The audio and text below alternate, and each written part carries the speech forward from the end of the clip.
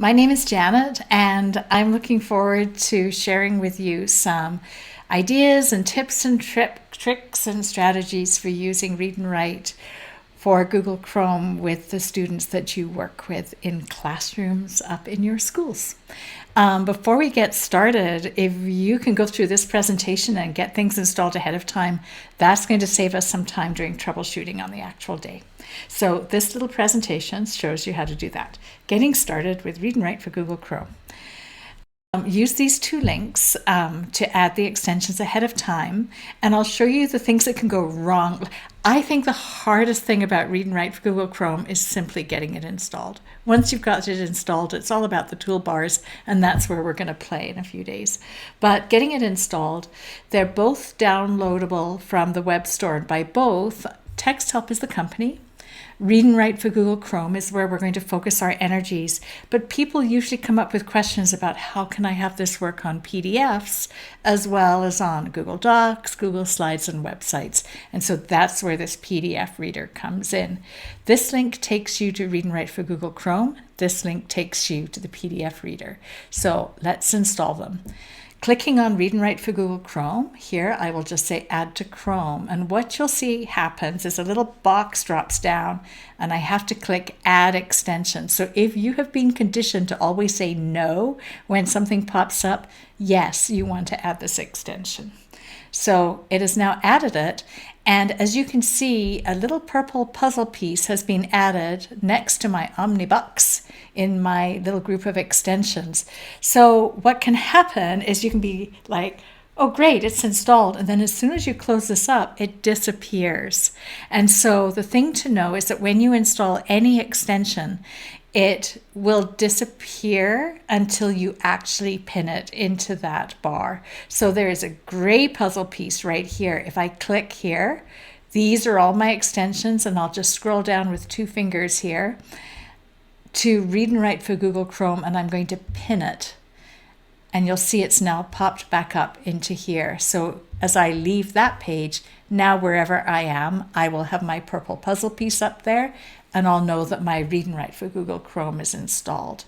Now, the first time I use it, it might give me a pop-up box. Well, it will give me a pop-up box where I have to click Allow. So keep your eye open for that, because another thing that can go sideways for people is that pop-up ends up in a window behind the window, so you won't see it, and you have to kind of move things around to see it. So that's another thing. In our little presentation here, I have all of these little things right here. So we have troubleshooting.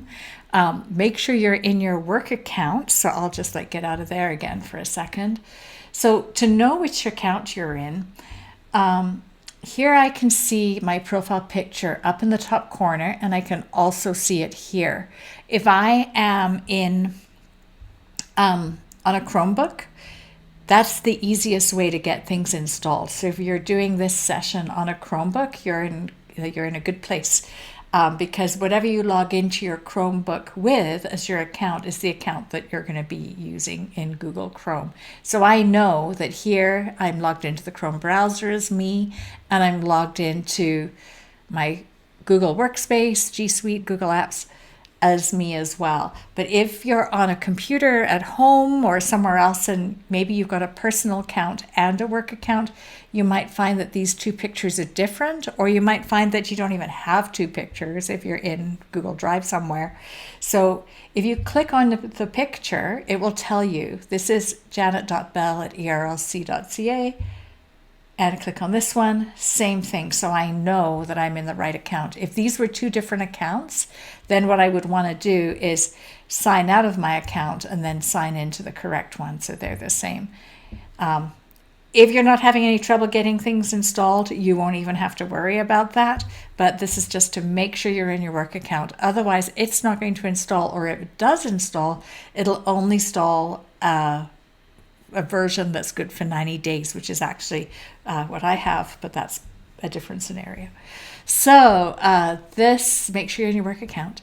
And like I said before, make sure there are no permission windows hiding behind your window, and that there are no little allow buttons that you need to scroll down to get to.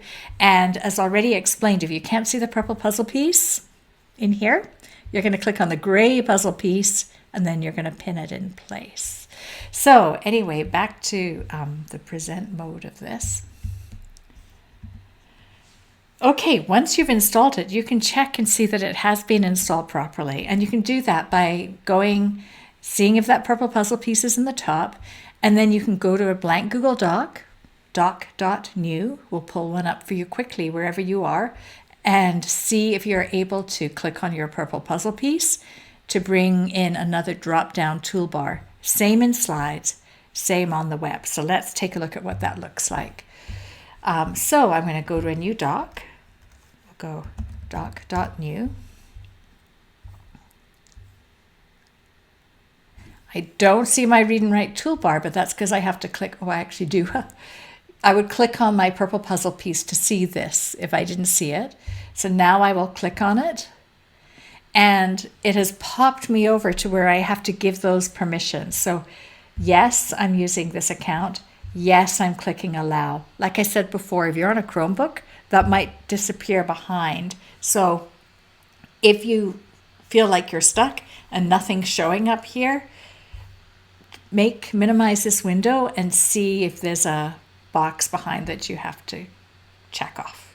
So now I have my toolbar. I know I'm good to go in Google Docs. Let's try it in Slides.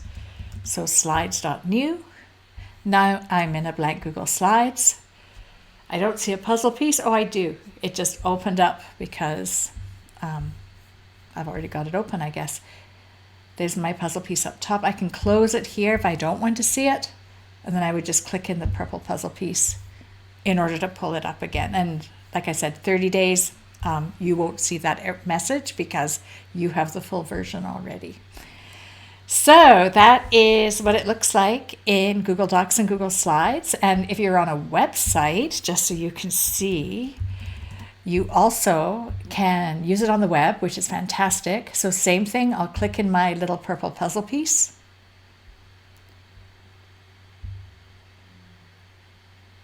And it is pulled up, and I can drag this around the page. It's pulled up another toolbar that I can use when I'm reading, writing, and a number of other things on the web itself. So these are things we're going to explore. I'm really looking forward to it. You'll find that this will be so helpful for the students that you work with.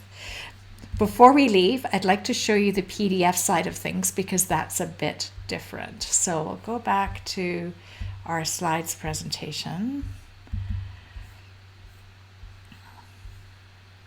And I will just send you the link to this so you can just get in there yourself. And so PDF Reader is a little bit different. So we have the link to install it right here. Okay, so add to Chrome, add extension. And what it does is it'll say it's been added, and like the other one, it puts a little icon up top here, and this looks like a little gray document with the word PDF on it, which disappears until you click in your gray puzzle piece and switch it on by, there we go, pinning it. It takes you to this PDF Reader dashboard. And there are two parts that I want to focus on with you. So one is that we are going to be using Google Drive to attach to PDF Reader. So I'll click on my Google account here and click Allow. So as before, if you don't see those buttons, then, and I'm just going to cancel out of there, then you'll know that you may want to look to see if the window is hiding behind. You'll have to get out of full screen to look at that. And then the other one I'd like to show you is additional options. So if I click in here, this is where I can choose things like, do I want it to be able to open PDFs on the web? Do I want it to be integrated with Google Classroom? And I think those would both be pretty cool to have. So you can check those off as well. So those are the main things. Let's see if there's anything else on here. I think I'll allow access to file URLs as well. Okay, so the last thing I'd like to show you, which is also in our presentation. show you where. Troubleshooting. Okay, so we've now checked these two things. I'd like you to check that it is set as a default app in your Google Drive, and I have a whole entire different short video that shows you how to do that, but I'll show you right here as well. So if I go to my Google Drive, so I'll just click in here. Here, let's find a PDF. Okay, so now I would like to be able to double click on my PDF and have it automatically open and read and write for Google. So in order to do that, I'll click into my settings here. So you click on the little gear, you go to settings. Down the left-hand side, you go to manage apps, and you go down to the letter R for read and write, and you say use by default, and done. So now if I double click on any PDF, it will automatically open in read and write for Google Chrome. First time through, you have to just allow everything again. And then that gives you, let's go. Then that gives you a,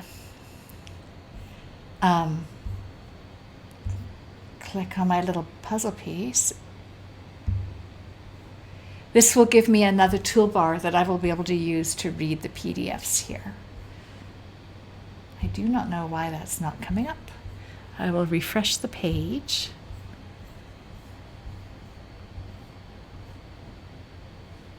Oh, but that's not true. There we go. So there's my toolbar. So that's a good example of the troubleshooting. The toolbar didn't seem to come up, so I pressed my little puzzle piece again and it came up. So now I can go in here and I can have it read to me, and I can do other things with it. I can write comments, but we'll talk about all of that once we meet soon. So, hope you enjoy getting set up. If it sounds way too complicated, remember you've got the video and we will go through it together, and I'm looking forward to answering your questions. See you soon. Bye-bye.